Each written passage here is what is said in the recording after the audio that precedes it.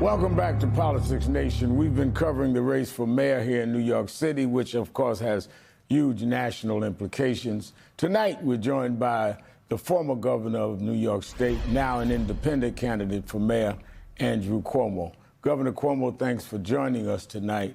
Governor, I have to start tonight with the topic of political violence. We've seen the tragic events unfold this week in Utah. In July, a gunman killed 4 people and himself at a Park Avenue office building right here in Manhattan. Investigators believe he may have been targeting the NFL headquarters. As a candidate and as a mayor, what can you do to address the growing crisis of Americans resolving differences at the barrel of a gun? Yeah, well, good to be with you, Rev, but it's no doubt a national crisis. It's only getting worse. What happened to Mr. Kirk, I mean, it was so graphic and violent. 31 years old, talented young man. You can disagree with him, but he was a talented, successful young man who was sincere. And there's a pattern, right, to assassination attempts against President Trump. And it is on both sides, right? You have a far left, you have a far right, you're polarized, you're extreme. And the extremism breeds extremism. You had Governor Shapiro's House of Democrats in Pennsylvania. You had Nancy Pelosi's husband. It is out of control. And it starts with the language, right? It doesn't start with a bullet. It starts with the language. And the rage is now the political currency.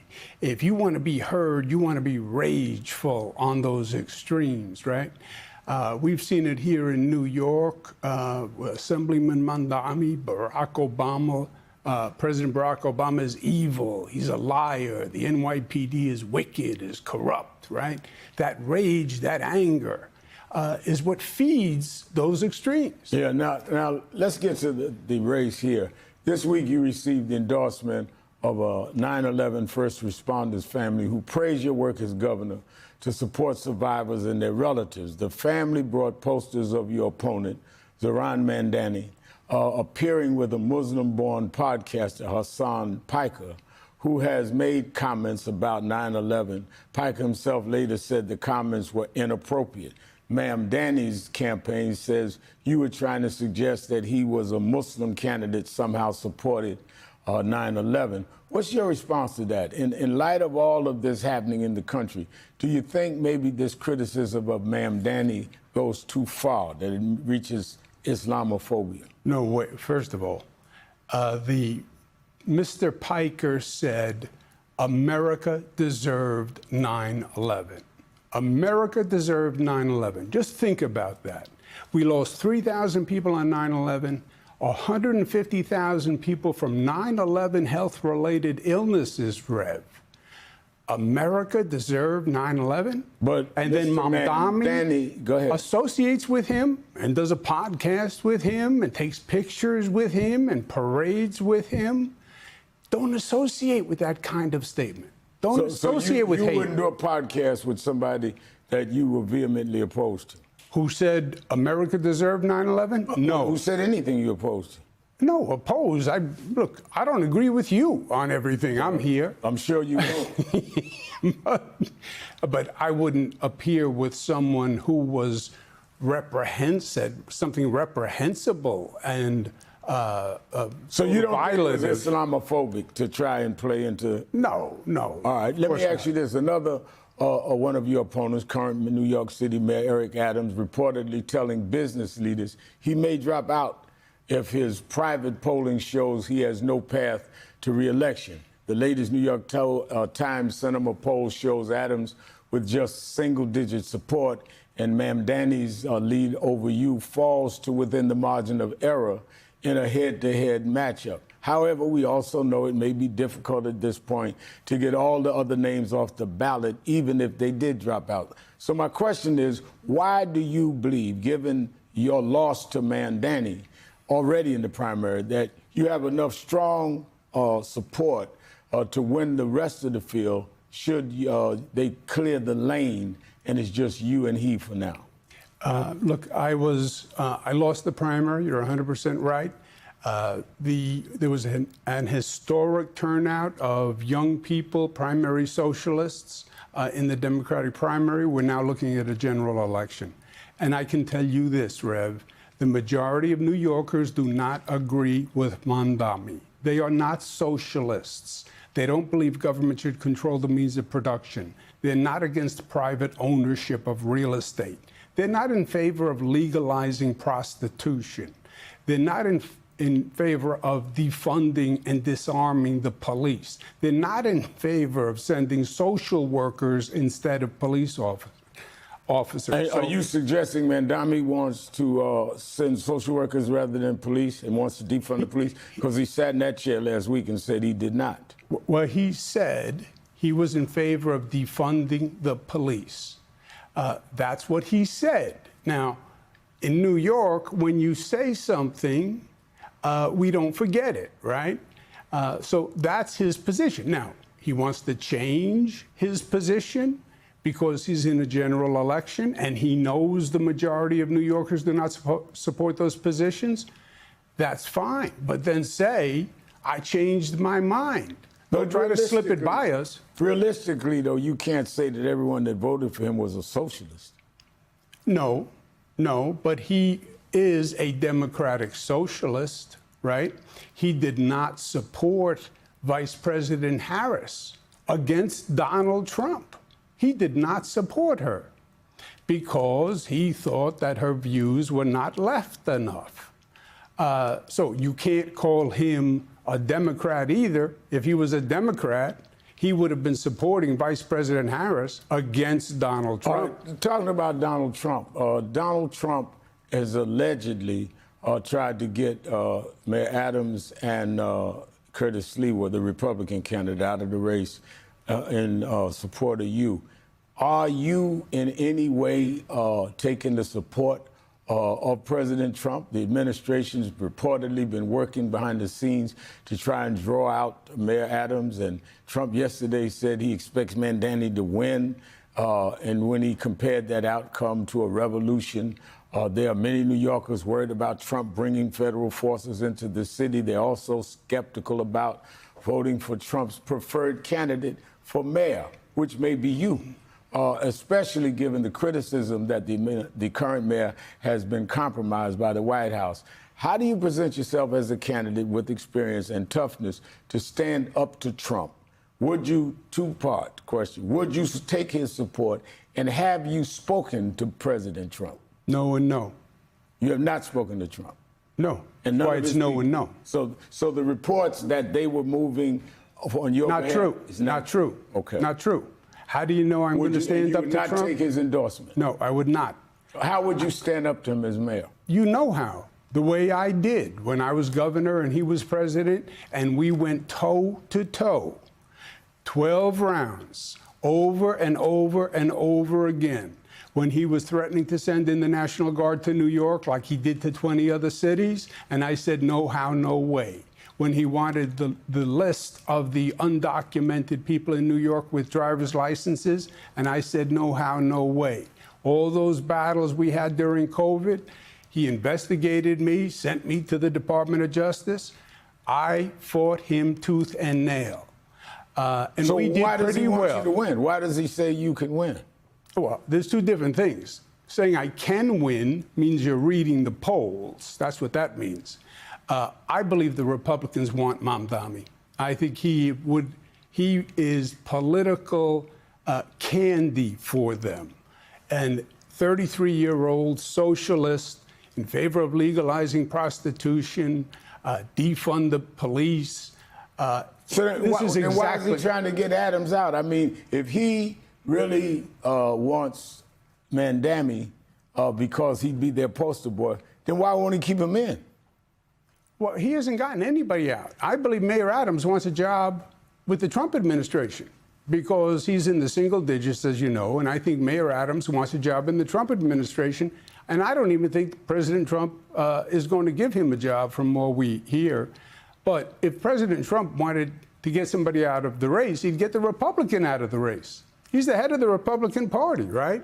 Yeah, but I'm saying if they wanted to use Mamdani so they could make this national play, then why is he trying to get everybody out the race? Why don't he just back up and let Mandami win, have his poster boy? Well, he hasn't gotten anybody out of the race. Well, he's tried, though. Well, I think Mayor Adams wants a job with his administration. That's different than President Trump wanting to hire Mayor Adams. Right? Now, let me ask you this. You're portraying yourself as the experienced candidate that can beat Mamdani, but it's the blemishes on your record that give some voters pause. There's the state investigation by Attorney General Letitia James that found you sexually harassed 11 women. There are questions surrounding your administration's handling of COVID deaths in nursing homes. We don't have the time to go over that. I don't want to relitigate them.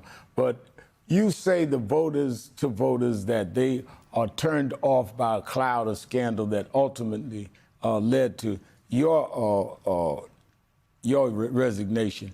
How do you address voters now to give them the confidence in you?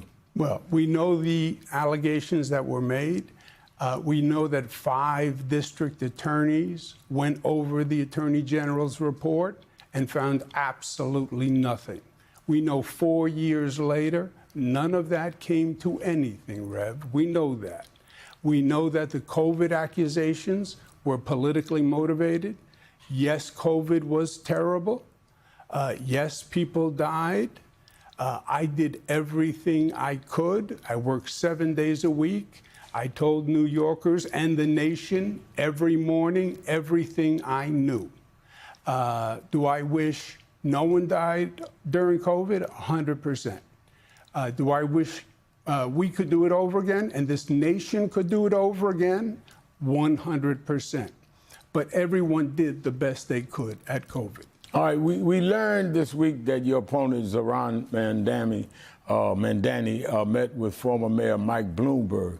In recent weeks, we heard about calls with other business leaders like J.P. Morgan CEO Jamie Dimon. Does it seem to you as if some of them are preparing for the inevitability of him being mayor? Well, look, I think this is politics in New York. He is a candidate, no doubt, and they're meeting with him. I'm sure they're meeting with Mayor Adams. I know I'm meeting with them, and I know many of them. So I think it's because they've never met him before, right? He's a 2-term assemblyman. He's 33 years old. Nobody knows him. So I think they're meeting him because they just don't know him. That's what I think that is. Let me ask you this, and we're out of time, but I'm stretching it. If you were mayor, and we just had the mayor of Memphis on, and President Trump said he was going to send the National Guard into New York to deal with crime and/or deportations, how would you respond? I would say no how, no way, and I would fight him tooth and nail, the way I did last time. And think about this, Rev. 20 cities he sent the National Guard into last time when he was president, not New York. Why? Because we don't need them here in New York. We have the NYPD. We have the state police. I know how to run government. You can't come in here and say, oh, Cuomo, he's soft on crime. Cuomo's an incompetent Democrat. That's what this is all about. This is political theater. He's doing this, which is a terrible overreach of federal power, to make his political point. Democrats don't know how to run a city.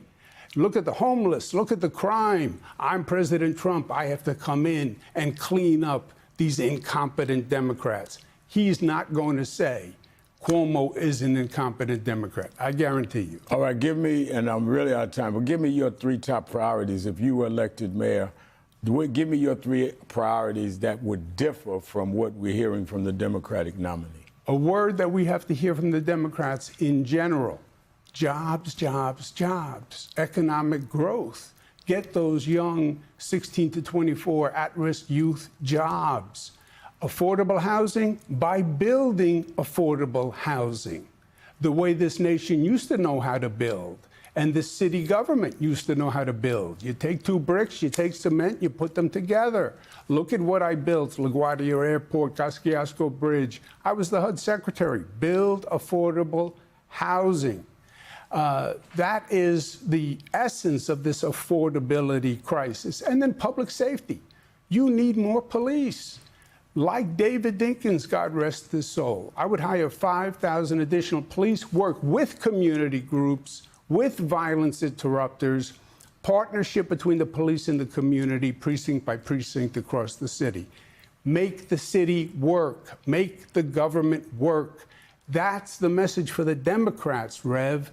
The president wins when the Democrats fail to perform. Now, we have disproportionate income, disproportionate at all levels with blacks and whites in the city and around the nation, but in the city. What is your message to blacks in the city that would bring about some level of dealing with the black-white inequality in the city of New York? Well, we need a better public education system where the schools that are now failing, which are predominantly in black and brown communities, and we've allowed it to continue year after year.